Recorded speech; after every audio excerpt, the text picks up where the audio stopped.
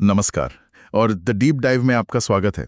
आज 9 फरवरी 2026 है और हम आज के सबसे ज़रूरी करंट अफेयर्स के पहले भाग पर एक गहरी नज़र डालने वाले हैं। ये चर्चा खास तौर पर यूपीएससी की तैयारी करने वालों के लिए है। तो हम सिर्फ खबरों की सतह तक नहीं रहेंगे, बल्कि उनके पीछे के क्यों और कैसे को भी समझेंगे। आज हमारे पास जो स्रोत हैं वो भारत की एक पूरी तस्वीर दिखाते हैं। एक तरफ शारदा नदी और शिपकीला दर्रे जैसे भौगोलिक मुद्दे हैं, तो दूसरी तरफ दलमा और वीरांगना दुर्गावती जैसे अभयारण्यों में पर्यावरण और विकास की खींचतान। और हाँ, टेक्नोलॉजी की दुनिया में भी उतरेंगे, जहां जीपीयूज और भारत जन एआई जैसी पहले भविष्य की नींव रख रही हैं। हो सकता है कुछ टॉपिक्स एक अच्छा रिवीजन भी साबित हों। तो चलिए इस कहानी को परत दर परत खोलते हैं। चलिए शुरुआत करते हैं नदियों और दर्रों से। हाल ही में उत्तराखंड में शारदा नदी कॉरिडोर की नींव रखी गई है।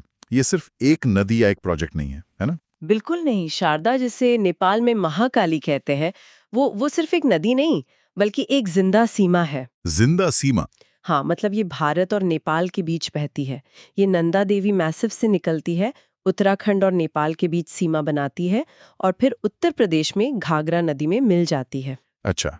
तो ये कॉरिडोर सिर्फ इंफ्रास्ट्रक्चर नहीं है, ये भारत नेपाल संबंधों में एक नया अध्याय है। बेहतर कनेक्टिविटी का मतलब है बेहतर व्यापार और सीमावर्ती क्षेत्रों में विकास। और सीमाओं की बात हुई रही है तो शिपकीला दर्रे की भी चर्चा है।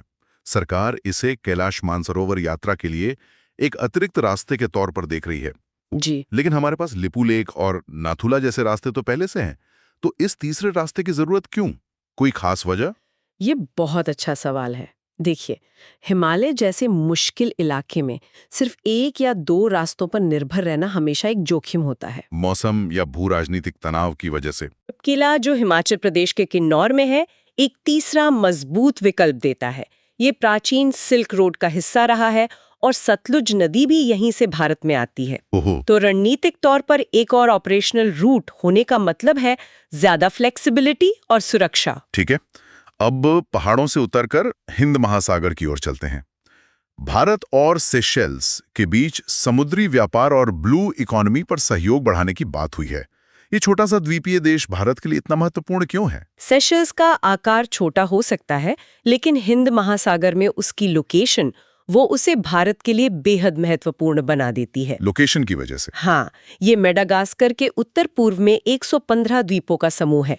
आज जब ब्लू इकोनॉमी यानी समुद्री संसाधनों का सतत उपयोग एक बड़ा मुद्दा है और हिंद महासागर में चीन का प्रभाव भी बढ़ रहा है, तब सेशल्स के साथ मजबूत साझेदारी जरूरी है। ये सागर नीति का ही एक हिस्सा हुआ फिर? सही कहा। Security and growth for all in the region, ये उसी को जमीन पर उतारने जैसा है। और इसी कड़ी में मलेशिया की यात्रा भी अहम रही। जी, मलेशिया दक्षिण पूर्व एशिया में भारत की एक्ट ईस्ट नीति का एक प्रमुख स्तंभ है।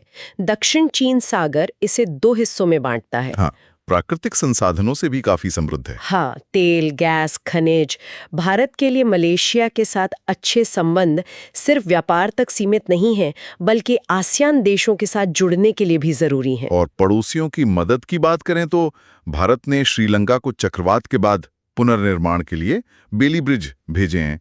ये बेली ब्रिज क्या होते हैं? मतलब नाम तो बहुत सुना है इनका। ये जानना बहुत दिलचस्प है। यूं समझिए कि बेली ब्रिज एक तरह का मॉड्यूलर पुल है। मॉड्यूलर? हाँ, जैसे लेगो ब्लॉक्स होते हैं, इसके हिस्से पहले से बने होते हैं और इन्हें बिना भारी मशीनरी के बहुत तेजी से जोड़ा जा सकता है। अरे वाह। इसका आविष्कार दूसरे विश्व युद्ध के दौरान डोनाल्ड बेली ने किया था। अब सोचिए, आपदा के बाद जहां रास्ते टूट गए हों, वहां तेजी से एक पुल खड़ा कर देना कितनी बड़ी राहत है। ये तो सिर्फ मदद नहीं, एक तरह से भारत की क्षमता का प्रदर्शन भी है। बिल्कुल, ये नेबरहुड फर्स्ट नीति का एक ठोस सबूत है। चलिए अब पर्यावरण से जुड़ी खबरों पर आते हैं। झारखंड के दलमा वन्यजीव अभयारण्य में जंगल सफारी शुरू की गई है। इस अभयारण्य की क्या खासियत है? दलमा अभयारण्य जमशेदपुर के पास है और ये भारतीय हाथियों की एक बड़ी आबादी के लिए प्रसिद्ध है। अच्छा। यहाँ जंगल सफारी शुरू करने का मकसद है इको टूरिज्म को बढ़ावा देना। जब स्थानीय लोगों को पर्यटन से रोजगार मिलता है, तो वे जंगल और वन्य जीवों के संरक्षण में भागीदार बन जाते हैं। मतलब संरक्षण को आर्थिक विकास से जोड़ने का एक मॉडल। जी, और ये पूरा जंगल सुवर्णरेखा नदी के जलग्रहण क्षेत्र में है, तो इसका संरक्षण नदी के स्वास्थ्य के लिए भी जरूरी है। यहाँ तो संरक्षण और विकास साथ चलते दिख रहे हैं। लेकिन मध्य प्रदेश के वीरांगना दुर्गावती टाइगर रिजर्व में मामला थोड़ा अलग है। ये देश का नया टाइगर रिजर्व है और इसके कोर एरिया में एक सिंचाई परियोजना को मंजूरी दी गई है। ये तो एक क्लासिक विकास बनाम संरक्षण का मामला लगता है। एक भावी प्रशासक के लिए ये एक बहुत बड़ी चुनौती है। आपने बिल्कुल सही नब्ज पकड़ी है। यही आज के प्रशासन की सबसे बड़ी चुनौतियों में से एक है। तो इस दुविधा को कैसे देखा जाए? देखिए, वीरांगना दुर्गावती टाइगर रिजर्व, जिसका नाम गौंड रानी दुर्गावती पर है, मध्य प्रदेश का 7वां टाइगर रिजर्व है। एक तरफ किसानों के लिए सिंचाई परियोजना की जरूरत है, जो उनकी आजीविका के लिए अहम है। बिल्कुल, और दूसरी तरफ टाइगर रिजर्व का कोर एरिया, वो सबसे संवेदनशील हिस्सा होता है।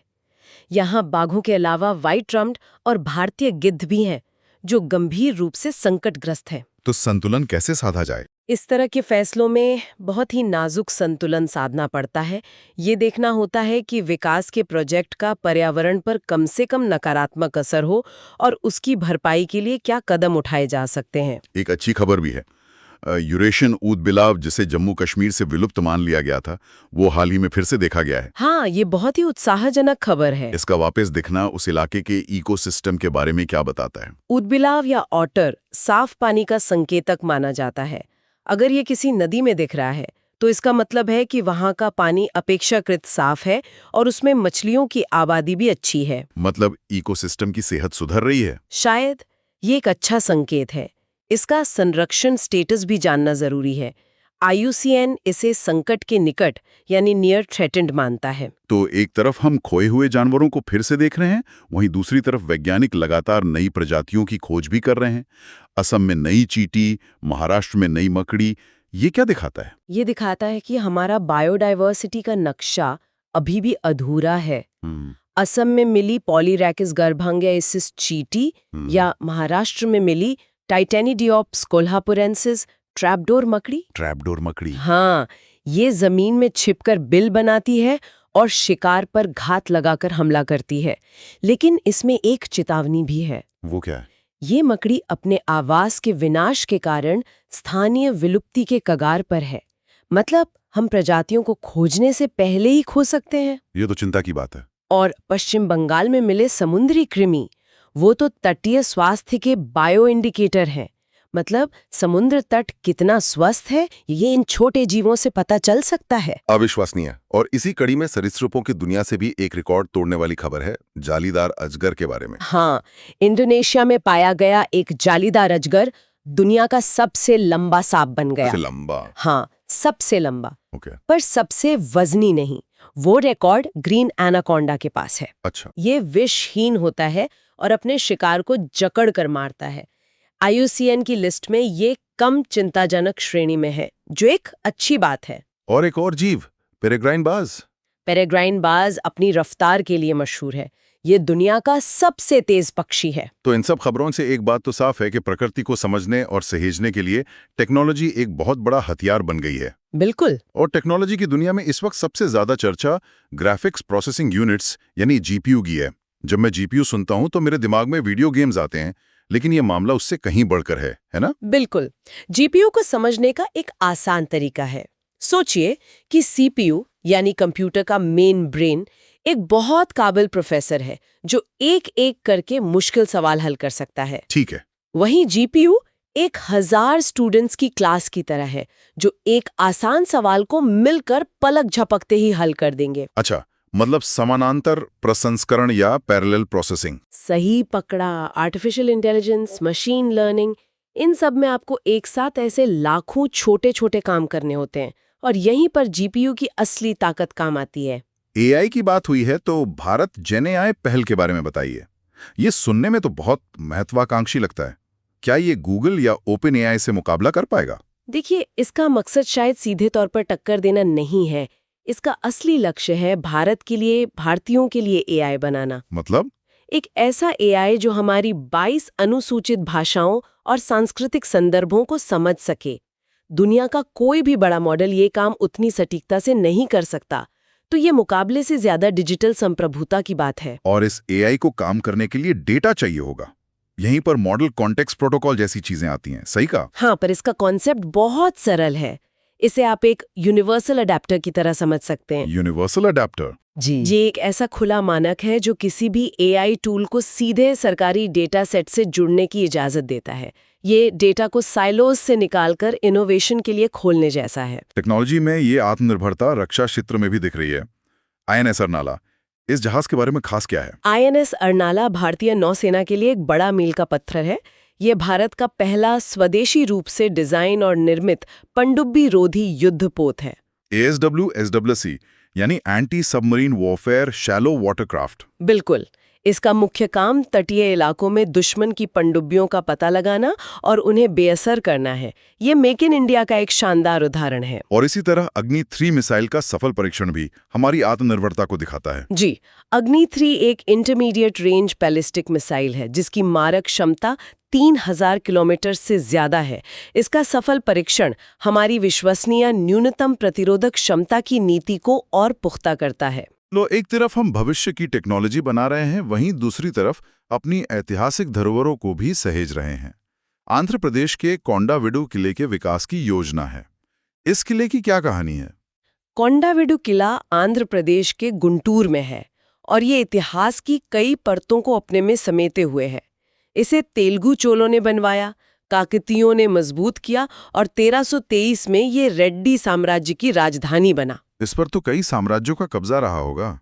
हाँ, विजयनगर साम्राज्य के लेकर मुगलों और अंग्रेजों तक का। इसकी वास्तुकला में हिंदू और इस्लामी शैलियों का मिश्रण दिखता है।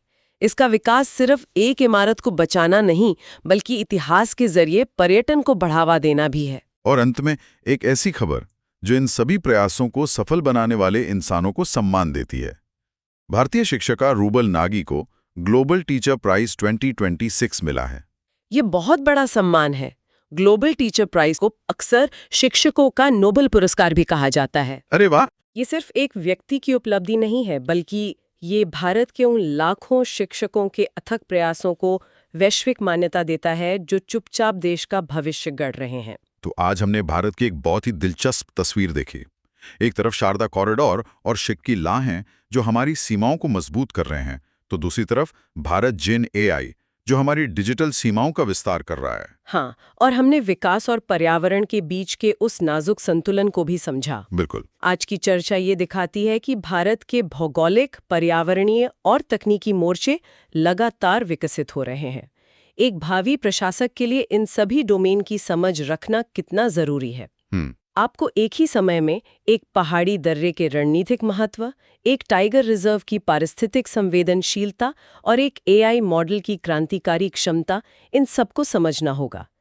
सोचने वाली बात यह है कि भारत की कहानी के ये अलग-अलग धागे एक दूसरे को कैसे प्रभावित करते हैं और एक मजबूत राष्ट्र के रूप में हमें कैसे बुनते हैं। इस शानदार बातचीत के लिए आपका बहुत बहुत शुक्रिया। शुक्रिया। उम्मीद है हमारे श्रोताओं को इस चर्चा से कुछ नया सीखने और सोचने को मिला होगा। हम कल फिर हाजिर होंगे। अगर ये चर्चा आपको पसंद आई तो हमें फॉलो करना ना भूलें। धन्यवाद।